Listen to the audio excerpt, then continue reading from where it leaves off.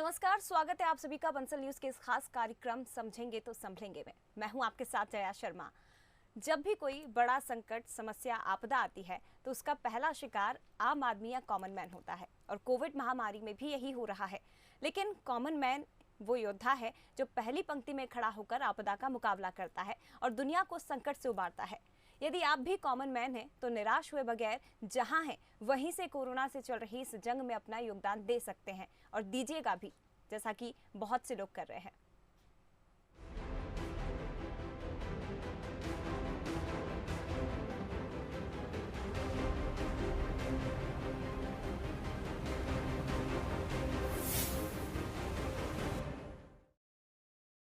हर आंख में आंसू है, हर शख्स परेशान है।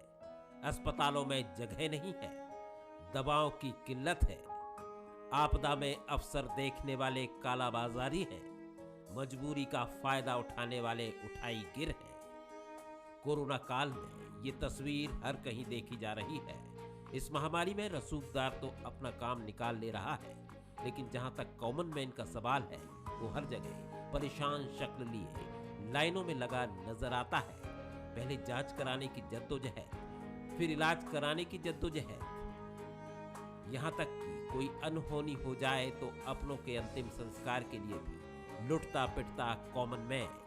देश के आम आदमी ने शायद इससे बुरे दिन पहले कभी नहीं देखे होंगे, लेकिन क्या वाकई कॉमन मैन इतना मजबूर है? वो इतना बेबस है? जी नहीं। इस विकट संकट में कई कहानियां ऐसी हैं जो बताती हैं कि इस संकट से इंसानियत को निकालने के लिए यदि सबसे बड़ी भूमिका कोई अदा कर रहा है तो वो है कॉमन मैन। फिर चाहे वो सड़क पर वर्दी में खड़ा कोई सिपाही हो, या फिर अस्पताल के सामने खड़ा हुआ कोई गार्ड, या नगर निगम का कोई सफाई कर्मी हो, या फिर अपनी जान पर खेलकर मरीजों की तीमारदारी में लगी कोई नर्स हो। यदि आप इनमें से कोई नहीं है तो एक आम आदमी के तौर पर आप जहां हैं वहीं से अपनी भूमिका निभा सकते हैं, और ऐसा बहुत से लोग कर भी रहे हैं। भोपाल की ही बात करें तो यहाँ कुछ कॉमन मैन ने मिलकर एक सहयोग संस्था बनाई है जो लोगों को अस्पतालों में बेड उपलब्ध करवाने से लेकर खाना तक उपलब्ध करवाने में मदद कर रहे हैं। मध्य प्रदेश के लगभग ऐसे युवा जो हर काम में आगे रहते थे, उन 200 युवाओं का एक समूह बनाया, व्हाट्सएप समूह बनाया। कई लोग जो हैं वो रात रात भर जागते हैं। कई बार ये होता है कि 2 बजे रात को किसी को वेंटिलेटर चाहिए, बेड चाहिए। हमारे वो सभी साथी मिलकर प्रयास करते हैं कि हर व्यक्ति स्वस्थ रहे, अस्पताल तक पहुंच जाए। तो ऐसे कई लोग, आप कल्पना नहीं कर सकते कि वो भयावह माहौल है। किसी ने सोचा होगा कि कोई अस्पताल से फ़ोन करके कहेगा कि मेरी माँ संक्रमित है, मैं यहाँ पर हूँ, उनके साथ कोई नहीं है, अस्पताल में उनकी मृत्यु हो गई है किसी की, तो आप अंतिम संस्कार के लिए पहुँच जाइए। जाहिर है वो कॉमन मैन ही है जो इंसानियत को हर संकट से उबारता है, और इस महामारी में भी एक बार फिर कॉमन मैन ही सामने आया है। इसलिए अपने कॉमन मैन होने की कुंठा से निकलिए। आप ही हैं जो इस महामारी में सबसे अगली लाइन में खड़े होकर लड़ रहे हैं। Bureau report, Bansal news. तो कोरोना काल में हर वर्ग परेशान है, लेकिन कॉमन मैन परेशान होने के बावजूद दूसरों की मदद के लिए हमेशा आगे रहता है। आखिर कहां से ये प्रेरणा मिलती है, ये हम जानेंगे। हमारे साथ खास मेहमान इस चर्चा में शामिल हैं। सबसे पहले उनसे आपका परिचय करवा देते हैं। सुनील कुमार साहू, समाज सेवी, अंकित सिंह, समाज सेवी, हमारे साथ इस चर्चा में शामिल है। इसके साथ ही सत्यकांत त्रिवेदी जी, मनोचिकित्सक, हमारे साथ इस चर्चा में जुड़े हुए हैं। आप तीनों का बहुत स्वागत है। सत्यकांत जी, सबसे पहले मैं आपके पास आना चाहूंगी। कॉमन मैन, इस पर आज हम चर्चा करने वाले हैं, इस पर हम चर्चा कर रहे हैं। आपसे हम समझना चाहेंगे कि आखिर क्या कहता है कॉमन मैन का मनोवैज्ञानिक।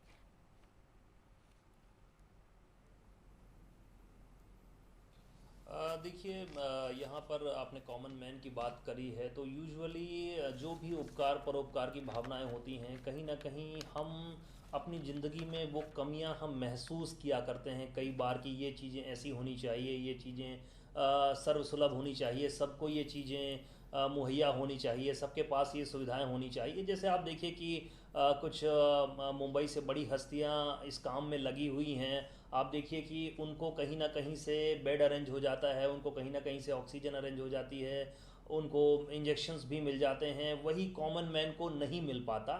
तो ये एक कहीं ना कहीं लोगों के मन में बात रहती है कि ये चीज़ें सबके हाथ में होनी चाहिए, और ये फंडामेंटल होता है जो कि परोपकार की भावना को जन्म देता है, और कॉमन मैन आगे आकर कॉमन मैन की ही हेल्प करता है। जैसा कि आपने बताया कि बहुत सारे समूह काम कर रहे हैं और हर व्यक्ति अपने स्तर पर काम कर सकता है, हर व्यक्ति अपनी महती भूमिका निभा सकता है।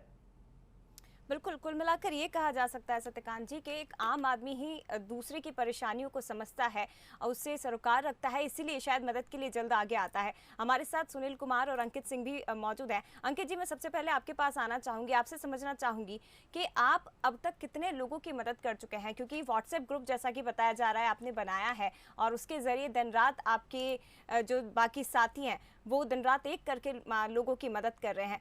किस तरह से आप लोग मदद करते हैं और क्या कुछ आप लोगों के दिमाग में रहता है कि हर इंसान तक, हर एक आदमी तक मदद मिलनी चाहिए, कोई परेशान नहीं होना चाहिए? देखिए, हमने तो मतलब कार्य तो सभी पिछले वर्ष से ही कर रहे थे जब कोविड-19 स्टार्ट हुआ था, लेकिन सभी अलग अलग स्तर पर कार्य कर रहे थे। इस समूह में अगर हम बात करें, जैसे जो हमारा सहयोग समूह कोविड-19 नाम है, इसमें कार्य करने वाले लोग अपने अपने क्षेत्र में बहुत ही अच्छे से दक्षता के साथ कार्य कर रहे हैं, मतलब पहले कर रहे थे। तो जब 2020 में जब हमने देखा सब अलग कार्य करते, 21 में आने के बाद हमने ये देखा कि वो जो सेकेंड वेव आ रही फिर से आ रही है, तो इसको लेकर के जो ग्रुप चल रहा था उसको हमने फिर से एक्टिव किया। एक्टिव करने के बाद जिस फील्ड में जो भी कार्य करने वाले लोग थे, जिनकी जो स्पेशलिटी थी, उसको आइडेंटिफाई किया और उस हिसाब से जिम्मेदारी देना शुरू किया। फिर इसके बाद ये हुआ कि शुरू में देखा जा रहा था, जैसे कि बताया जा रहा है कि प्रॉब्लम्स आ रही थी बेड को लेकर के, किसी जो निचले तबके के लोग हुआ करते थे उनके पास सहायता नहीं पहुंच पा रही थी। तो हमने आइडेंटिफाई किया ऐसे लोगों को और फिर इसके बाद ग्राउंड जो जानकारी होती है उसको जुटाना शुरू किया। और जैसे कि प्रॉब्लम हमने देखा शुरू में, आज से अगर 15 दिन पहले जाते हैं तो ऑक्सीजन की बहुत ज़्यादा प्रॉब्लम आ रही थी। तो हमने क्या किया कि जो डिस्ट्रिक्ट जितने भी ज़िले हैं वहाँ के ज़िलों के जो CMHO अधिकारी होते हैं, स्वास्थ्य अधिकारी होते हैं, उनके नंबर आइडेंटिफाई करना शुरू किया और फिर वहाँ पे जो भी सुविधाएं हो सकती थी उसके बारे में जानकारी जुटाना शुरू किया। और फिर वहाँ से जो केस आते थे वो क्या होते थे कि व्हाट्सएप ग्रुप के माध्यम से हम लोगों के पास आ जाते थे। तो हम क्या करते थे, इन सारे व्हाट्सएप ग्रुप पे जो भी आता था सबसे पहले हम करते थे उनके उस अटेंडर के पास फ़ोन करने के बाद हम वेरीफाई करते थे कि उस व्यक्ति की मेडिकल स्थिति क्या है, जैसे कि उसका SpO2 क्या है, उसका ऑक्सीजन लेवल क्या चल रहा है, इसके बाद उसका CT स्कोर क्या चल रहा है, वह कितने दिनों से बीमार है और उसकी उम्र क्या है, किस अगर हम बड़े शहरों की बात करें, इंदौर, भोपाल या ग्वालियर की, इस शहर से उसके जो ग्रामीण क्षेत्र है वो कितनी दूरी पर है, उसके पास ट्रांसपोर्टेशन की फैसिलिटी क्या है, ये सारी चीज़ों को हम अपने नज़र में रखते थे। और इस हिसाब से फिर जैसे उसका फ़ोन आता था उसके बाद हम कंफर्म करने के बाद हॉस्पिटल्स ढूंढना शुरू कर देते थे। और इस तरीके से जब तक उस व्यक्ति के लिए हम कंफर्म हॉस्पिटल नहीं पता कर पाते तब तक हम उन लोगों को आने के लिए नहीं बोलते थे, क्योंकि आने के बाद ऐसे केसेस हमारे पास आए हैं जो शहरों में आने के बाद व्यक्ति हॉस्पिटल के लिए दर दर भटकना शुरू हो जाता था। और एक तो मेडिकल सुविधाओं को उपलब्ध कराने के लिए उसके ज़्यादा प्रेशर हुआ करता था, दूसरा इस हॉस्पिटल ना मिलने के कारण उससे बहुत ही ज़्यादा स्तर मानसिक रूप से भी प्रताड़ना झेलना पड़ता था। तो ये सारी कार्यप्रणाली के माध्यम से हम लोगों ने शुरू किया और अभी तक इसमें हम सफल रहे हैं। बिल्कुल, अभी तक आप इसमें सफल रहे हैं, लेकिन अंकित जी बधाइयाँ, बंसल न्यूज़ भी आपको दे रहा है शुभकामनाएं कि आप इसी तरह से काम करें और जिस भी वर्ग को ज़रूरत है, क्योंकि आपकी तरफ से आपका जो समूह है वो बहुत अच्छा काम कर रहा है। सुनील, मैं आपके पास आऊँगी, ये जानना चाहेंगे क्योंकि अंकित जी ने तो पूरा हमें बताया है कि किस तरह से आप लोग हर एक वर्ग तक, हर एक कॉमन मैन तक मदद मुहैया करवा रहे हैं, लेकिन यहाँ पर जो बैठे हैं सभी कॉमन मैन हैं। आप लोगों को किस तरह की परेशानियों का सामना करना पड़ता है जब आप किसी को मदद मुहैया करवाते हैं? तो देखिए, परेशानियों का बहुत सामना करना पड़ता है, लेकिन हमारी टीम की सबसे अच्छी खासियत ये है कि हम लोग पहले वेरीफाइड करते हैं किसी भी नंबर को, जो भी सूचना हमारे ग्रुप में प्राप्त हो रही है। हमारे साथियों को हमने अलग अलग डिवाइड करके रखा हुआ है कि ऑक्सीजन का काम कौन संभालेगा, बेड का काम कौन संभालेगा, और ये एकदम निस्वार्थ भावना से सब लोग वेरीफाइड करते हैं कि ऑक्सीजन यहाँ पर मिल सकती है, रेमडेसिविर की क्या प्रक्रिया है। हम लोग परिजनों के जो घबराते हुए फ़ोन आते हैं उनको बताते हैं कि देखिए आप परेशान नहीं हुए, इस प्रक्रिया से गुजरिए, आपको ये यहाँ से मिलेगा। अगर यदि कोई बेड के लिए परेशान हो रहा है तो हमारी एक अलग से बेड रिस्पॉन्स टीम बनी हुई है जो नंबर को वेरीफाइड करती है और पता लगाती है हॉस्पिटल्स में कहाँ पर बेड है, कहाँ पर ICU बेड है, कहाँ पर वेंटिलेटर बेड है। इस तरीके से समस्याएं तो आती हैं, लेकिन हम लोग हौसलों के साथ और एकदम मजबूत कार्यप्रणाली के साथ डटे हुए हैं और निश्चित ही हम लोग लड़ेंगे और जीतेंगे। बिल्कुल, निश्चित ही हम लोग लड़ेंगे और जीतेंगे। और इस कोविड काल में ये केवल मध्य प्रदेश नहीं, पूरा देश इस कोरोना की जंग को जीतकर आगे बढ़ेगा। सत्यकांत जी, आपसे ये समझना चाहेंगे कि आखिर कॉमन मैन के पास ऐसी कौन सी ताकत होती है जिसका एहसास कराना बस उसे ज़रूरी होता है और उसके बाद वो हर मुश्किलों को पार कर लेता है?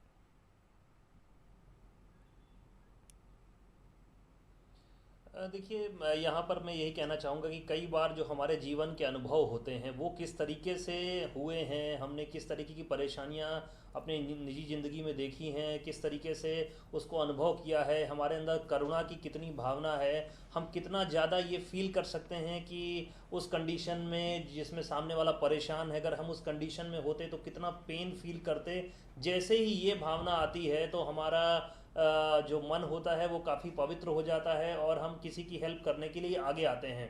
और जैसा कि मैंने आपको पिछले प्रश्न के उत्तर के बारे में बताया कि जो हमारी भावनाएं होती हैं वो अगर मन से अगर हमारे मन में किसी के लिए कुछ नहीं है हम तो कुछ नहीं कर सकते, और जैसे ही हमारे मन में करुणा की भावना आती है तो हम हेल्प के लिए आगे आते हैं। और यहाँ पर मैं तारीफ़ करना चाहूँगा अपने दोनों युवा साथियों की, जो भी बंसल न्यूज़ में आप लोग आए हैं, आप लोग बहुत अच्छा काम कर रहे हैं। और दूसरा काम यहाँ पर जो सोनू सूद ने किया है काम देश के लिए, वो एक रोल मॉडल के रूप में सामने आ रहे हैं कि उन्होंने, जैसा कि अखबार में मीडिया में पढ़ने में आ रहा है कि उन्होंने अपना बहुत सारा जो पैसा है, बहुत सारा लोन लेकर के भी वो लोगों की हेल्प कर रहे हैं, 24 घंटे वो काम कर रहे हैं, तो वो एक आइकन से बन गए हैं और उनके कामों से बहुत सारे युवा प्रेरित हो रहे हैं। और मुझे लगता है कि इस समय ज़रूरत है कि देश का हर व्यक्ति किसी न किसी की हेल्प करे। हो सकता है कि उसका प्रकार अलग हो सकता है कि वो एक दूसरे माध्यम से किसी की हेल्प करे, बट इस समय हेल्प करना हमारा सबसे बड़ा एम होना चाहिए। बिल्कुल सत्यकांत जी, आपने सोनू सूद का उदाहरण दिया है जो कि रोल मॉडल युवाओं के लिए बन चुके हैं। हमने पिछले कोविड काल में भी देखा जिस तरह से वो आम लोगों की मदद कर रहे हैं। ख़ास तो छोड़ दीजिए, लेकिन क्योंकि जब इस तरह के सेलिब्रिटीज़ या इस तरह के ख़ास लोग सामने आते हैं तो इसका इम्पैक्ट बहुत ज़्यादा आम वर्ग पर पड़ता है। और क्या यही माना जाए कि इसलिए आम वर्ग या जिस तरह से जो युवा हमारे साथ में बैठे हुए हैं आज, ये मदद के लिए आगे आ रहे हैं, एक असर, एक इम्पैक्ट होता है? देखिए, यही मैं कहना चाहूँगा कि सोनू सूद आज सेलिब्रिटी हैं। हो सकता है उन्होंने अपनी निजी ज़िंदगी में जो अनुभव देखे हों, लोगों को कष्ट सहते हुए देखा हो जो उनसे सहा नहीं गया हो उस उम्र में, और उनके दिमाग में ये बात आई हो कि जब मैं कभी योग्य होऊंगा, इस लायक होऊंगा लोगों की हेल्प करने के लिए, तो मैं हेल्प करूंगा। हो सकता है वो भावना उनके अंदर हो। लेकिन एक यहाँ पर एक बहुत बड़ा प्रश्न है। आप देखिए कि मैं उनका ही उदाहरण लेकर के यहाँ पर बोलना चाहूँगा कि आप देखिए कि वो तुरंत किसी न किसी माध्यम से बेड उपलब्ध करा पा रहे हैं, लेकिन एक जो बहुत ही कॉमन व्यक्ति है उसको उतनी सुविधाएं नहीं मिल रही हैं। तो ये डिफरेंस क्यों आ रहा है, ऐसा क्यों अंतर हो रहा है कि वो हेल्प कर पा रहे हैं और आम आदमी अपनी हेल्प कर पाने में या उसको सुविधाएं मिल पाने में डिफरेंस आ रहा है? ये बहुत बड़ा प्रश्न है जो कि मुझे लगता है कि मीडिया को आगे लाना चाहिए और व्यवस्थाओं को बेहतर बनाने के लिए इस प्रश्न का उत्तर हमें ढूंढना ही होगा कि क्यों वो हेल्प कर पा रहे हैं और क्यों मैं अपनी हेल्प नहीं कर पा रहा हूँ। बिल्कुल, ये एक बेहद बड़ा प्रश्न और महत्वपूर्ण प्रश्न आपने उठाया है सर, कि क्यों आखिर वो सेलिब्रिटी हो रहे हैं, सेलिब्रिटी हैं और उसके बावजूद आम लोगों की मदद कर पा रहे हैं, लेकिन एक आम आदमी अपने लिए व्यवस्था नहीं जुटा पा रहा है। अंकित, मैं आपसे जानना चाहूँगी, क्योंकि आप मदद कर रहे हैं, आम वर्ग तक पहुँच है आपकी, हर संभव मदद जो आपसे बन पा रही है कर रहे हैं। एक ऐसी स्टोरी या फिर एक ऐसी कहानी जो आपके दिल को छू गई हो, जो आपको प्रेरणा देती हो इस कोविड काल में जो लोग आपके पास आए हैं? देखिए, जैसे कि सत्यकांत जी ने बताया कि सोनू सूद हमारे लिए एक रोल मॉडल बन गए। डेफिनेटली एक्चुअली में उन्होंने है ना हमें सोशल मीडिया का यूज़ करना सिखा दिया है, और इस सोशल मीडिया के माध्यम से हमारे पास इतनी अनगिनत कहानियाँ हैं कि अगर हम बताने बैठेंगे तो पूरा दिन भर निकल जाएगा। तो उसी में से जब बहुत सारे केसेस ऐसे हैं, जैसे कि मैं आपको एक प्रयागराज का केस बताता हूँ। हमें रात को मैसेज आता है 2 बजे कि वहाँ पर किसी वृद्ध व्यक्ति की मृत्यु हो चुकी है कोविड की वजह से, और उनकी पत्नी जो है वो भी कोविड पॉजिटिव हैं। उनकी अंत्येष्टि करने के लिए कोई व्यवस्था नहीं हो पा रही है, और ये मैसेज प्रयागराज का भोपाल में आता है हम लोगों के पास व्हाट्सएप ग्रुप में। हमारे पास दूरी ज़्यादा है, हमारे पास कोई संसाधन नहीं है। हमने सोशल मीडिया का यूज़ करते हुए ट्विटर पर हमने ट्वीट किया, जो प्रयागराज के जो डीएम होते हैं, डिस्ट्रिक्ट मजिस्ट्रेट, उनको टैग किया, और जो वहाँ के प्रशासनिक अधिकारी हैं उनको टैग किया। टैग करने के बाद हमें रिस्पांस मिला, और इसके बाद रिस्पांस के साथ उनकी अंत्येष्टि का पूरा कार्यक्रम किया गया, जो भी हो सकता था विधि विधान के साथ। सुबह 6:30 बजे के आसपास उनका पूरा कार्यक्रम शुरू हो गया था, और जो उनकी पत्नी थी, उनकी पत्नी को भी इलाज के लिए भेज दिया गया। तो एक तो ये स्टोरीज़ हैं जो कि हमारे पास आई। दूसरी स्टोरी ऐसी है कि एक जो गर्भवती महिला थी उनके लिए हॉस्पिटल नहीं मिल पा रहा था, और उस हॉस्पिटल के भोपाल का केस था वो, और उनके बच्चे के लिए मतलब हॉस्पिटल नहीं मिलने के कारण पूरी की पूरी मतलब जो व्यवस्था थी पूरी हमने कोशिश किया लेकिन नहीं मिल पाया। इसके लिए अंततः बाद में जितना हो सकता था संभव कोशिश के बाद उस बच्चे का जन्म हुआ और उसकी जानकारी हमें शाम को मिली, और उस मतलब जब उसकी जानकारी मिली हमें तो एक कह सकते हैं कि मोटिवेशन आ गया, भावना। और उस मोटिवेशन के बाद हम बताएंगे आपको कि इसके अगले दिन अगर हम केसेस की बात करें तो हमने सबसे ज़्यादा केस उस दिन मतलब कि लोगों को वेंटिलेटर्स भी दिलवाया। तो ऐसी बहुत सारी कहानियां हैं जिसको अगर हम मतलब लिखने बैठे तो बहुत सारी स्टोरीज हो सकती है जो कि लोगों को बहुत ज़्यादा मोटिवेट करेंगी। बिल्कुल सुनील, आपसे जानना चाहेंगे क्योंकि अंकित जी ने तो बता दिया कि ऐसी बहुत सी स्टोरीज हैं जो उनको मोटिव करती हैं, जो उनको प्रेरणा देती हैं। ऐसी कौन सी स्टोरी है जो आपके लिए प्रेरणादायी है? और कभी कभी क्या होता है कि इस तरह की जब तस्वीरें निकलकर सामने आती हैं, जैसे कि आप एक समूह बनाकर काम कर रहे हैं, हर वर्ग की मदद कर रहे हैं, परिवार का कितना योगदान रहता है? परिवार से कितनी प्रेरणा आपको मिलती है? देखिए, परिवार से भी प्रेरणा मिलती है हमारे लिए, और हमारे जो युवा साथी जो इस पूरे ग्रुप में निस्वार्थ भाव से काम कर रहे हैं उनसे हमें सबसे ज़्यादा प्रेरणा मिलती है।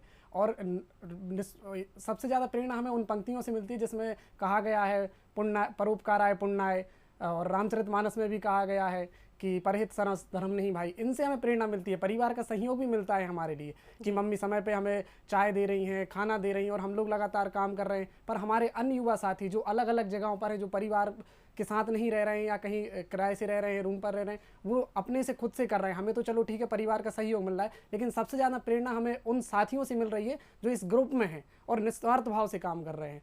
हमारे लिए इंटरेस्टिंग स्टोरी वो है, सीहोर से एक केस आया आईसीयू बेड के लिए। रात को 2:30 या 3 बज रहे थे। हमारे मित्र सहयोगी अभिलाष ठाकुर, शुभम चौहान जी और अंकित सिंह जी, ये सब लोग मिले हुए थे, और उनका फ़ोन आया कि हम आ रहे हैं सीहोर से, हमें अर्जेंटली भोपाल में एक बेड चाहिए, आईसीयू बेड।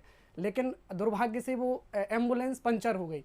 फिर हम लोगों ने यहाँ से एम्बुलेंस के जो हम लोगों के पास वेरीफाइड नंबर है वहाँ संपर्क किया, दूसरी एम्बुलेंस गई और वो सीहोर से जो पेशेंट था उनको लेके आए। और फिर अंततः 3:30 बजे तक हम लोगों ने पेशेंट को भर्ती कराया, लेकिन दुर्भाग्यपूर्ण कि वो शांत हो गए। तो ये बड़ी खतरनाक स्टोरी थी हम लोगों की। और जब परिजनों के फ़ोन जो आते हैं एकदम से मार्मिक, मतलब वो हम लोगों को सबसे ज़्यादा मतलब कष्ट होता है, और सबसे ज़्यादा प्रेरणा भी मिलती है कि नहीं, हम लोगों के दर्द नहीं देख सकते, दुख को नहीं देख सकते, हम लोग करेंगे, काम करेंगे, जुट के करेंगे, मिल के करेंगे, और उनसे प्रेरणा लेकर हम लोग बहुत मेहनत करते हैं।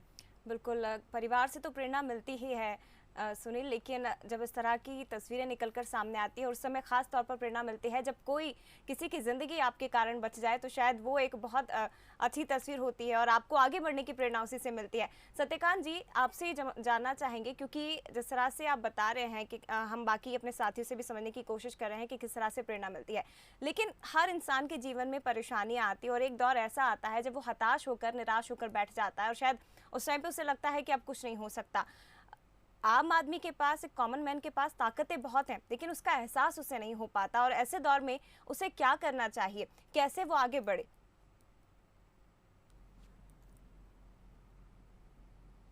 देखिए, आमतौर पर जो भारत में जो सबसे बड़ी समस्या है वो सबसे पहले तो सर्वाइवल की हो जाती है। तो आमतौर पर जो हमारी जो बचपन से परवरिश होती है आम आदमी की, वो रहती है रोटी कपड़ा और मकान पर फोकस हो जाती है जी। तो विवेक से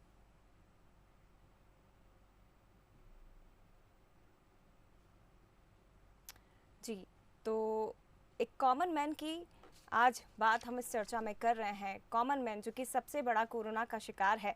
हर शख्स इस दौर में परेशान है, हर आंख में आपको आंसू नजर आएंगे, अस्पतालों में जगह नहीं है, दवाओं की किल्लत है, लेकिन इस मार्मिक समय में भी, एक ऐसे महामारी के समय में भी आम आदमी अपने लिए काम कर रहा है, लेकिन इसके साथ ही अपने परिवार के लिए भी काम कर रहा है और हर उस शख्स के लिए काम कर रहा है, हर उस शख्स का वर्ग को आगे बढ़ा रहा है जो शायद इसी तरह की परेशानियों से जूझ रहा है। कॉमन मैन का संघर्ष, जो कि कॉमन मैन ही नहीं जानता कि आखिर उसके अंदर कितनी ताकतें हैं, उसी ताकत का एहसास कराना बहुत ज़्यादा ज़रूरी होता है। और सुनील कुमार जी, अंकित सिंह जी हमारे साथ लगातार जुड़े हुए हैं। अंकित जी, आपके पास आना चाहूँगी और आपसे ये समझना चाहूँगी कि आपको जब आपने इस तरह का ग्रुप बनाया था और आप इसमें आगे आए, आपने इतने लोगों को जोड़ा, तो क्या आपके जो साथी उन्होंने खुद आगे कदम बढ़ाया था कि हम भी इस ग्रुप में जुड़ना चाहते हैं, और आगे अभी किस तरह के काम आप लोग करने वाले हैं? देखिए ग्रुप में तो अब इतने सारे लोग जुड़ना चाहते हैं कि हमारा जो व्हाट्सएप का जो ग्रुप होता है 256 का वो फुल हो चुका है जी। उसमें से बहुत सारे लोग बोलते हैं कि आप हमें जोड़ लीजिए, अगर हमें कुछ नहीं समझ में आएगा तो हम आपकी कार्य प्रणाली को देखते हुए सीख जाएंगे जी। तो हम वो वैसे बहुत सारे साथी हैं जो जुड़ना चाहते हैं, तो हमने उनसे बोला है कि आप कुछ समय दीजिए हमें, अगर कुछ लोग ऐसे होंगे जो अपनी स्वेच्छा से बाहर होना चाहेंगे तो हम उनके हटने के बाद आपको जोड़ लेंगे। तो इन सारी चीज़ों को लेकर के बहुत सारे लोग जुड़ना चाहते हैं हमसे, सोशल मीडिया के माध्यम से बहुत सारे लोग जुड़े हुए हैं। और एक चीज़ मैं आपको बताऊं कि मोस्टली लोगों को ट्विटर यूज़ करना नहीं आता है जी। लेकिन मैंने कल 7 लोगों को ब्लड का अरेंजमेंट करवाया ट्विटर के माध्यम से, और मैंने मेरा व्हाट्सएप स्टोरी जो मतलब व्हाट्सएप का जो स्टेटस है तकरीबन 300 से ज़्यादा लोग देखते हैं मेरे डेली, तो मेरा जो मेन सोर्स है मैंने व्हाट्सएप की स्टोरी को बनाया, और इसके माध्यम से इतने लोग अब ट्वीट करते हैं कि कार्यप्रणाली समझ में आने लगे। तो ऐसे लोग हैं जो कि जुड़ना चाहते हैं और हर संभव हमारी मदद करना चाहते हैं। जैसे कि मैं आपको बता रहा हूँ कि जो हमारे जितने भी रिसोर्सेज है वो ग्राउंड लेवल वाले हैं, और वे रिसोर्सेज जो कि धरातल पर रहते हैं और उन्हें रियलिटी पता है और वो हर संभव मदद करने की कोशिश करते हैं। मैं आपको एक और चीज़ बताना चाहूँगा कि जैसे हमारा जो मुख्य ग्रुप है, जो समूह है व्हाट्सएप का, वो कोविड समूह जो है उसके बाद भी हमने उसके सब ग्रुप्स बनाए हुए हैं। जैसे कि बेड्स के लिए ग्रुप्स बनाए हैं, तो जो भी हमारे उसमें मैसेजेस आते हैं, अगर हम व्हाट्सएप ग्रुप को मेन ग्रुप को अगर 1 घंटा बंद ना देखें ना तो उसके अंदर 1000 मैसेजेस आ जाते हैं। तो उसकी जो रिक्वायरमेंट की मैसेजेस है, जैसे कि बेड्स के लिए अलग ग्रुप बनाए, उसके सारे बेड वाले मैसेजेस को हम वहाँ ट्रांसफ़र कर देते हैं। प्लाज्मा के रिक्वायरमेंट वाले जो भी मैसेज है हम उनको वहाँ ट्रांसफ़र कर देते हैं। इसके बाद अगर ऐसा काम है जो कि हमसे नहीं संभव हो पा रहा है, उसको हम सोशल मीडिया के लिए अलग ग्रुप बनाया हुआ है जिसको सुनील जी देखते हैं, वो हम वहाँ डाल देते हैं। बिल्कुल। अंकित जी, कुल मिलाकर ये कहा जा सकता है कि आप तो अपने स्तर पर प्रयास कर रहे हैं, लेकिन सोशल मीडिया भी इसमें एक बहुत महत्वपूर्ण रोल प्ले कर रहा है। उसी के जरिए आप हर वर्ग तक पहुंच पा रहे हैं और हर एक कॉमन मैन आप तक अपनी मदद की गुहार लगा पाता है, और ये बहुत अच्छी बात है कि आप अपने स्तर पर सबकी मदद कर रहे हैं। समय मेरे पास कम है, लेकिन आप सभी का बहुत शुक्रिया हमसे बातचीत करने के लिए, इस चर्चा में शामिल होने के लिए। तो कोरोना का सबसे बड़ा शिकार कॉमन मैन है, लेकिन कॉमन मैन ही उसके अंदर एक बड़ी ताकत है जो कि इस महामारी के दौर से निकल सकता है, और उसका एहसास होना उसे बहुत ज़्यादा ज़रूरी है। फिलहाल इतना ही, लेकिन खबरों के लिए आप बने रहिए बंसल न्यूज़ के साथ। नमस्कार।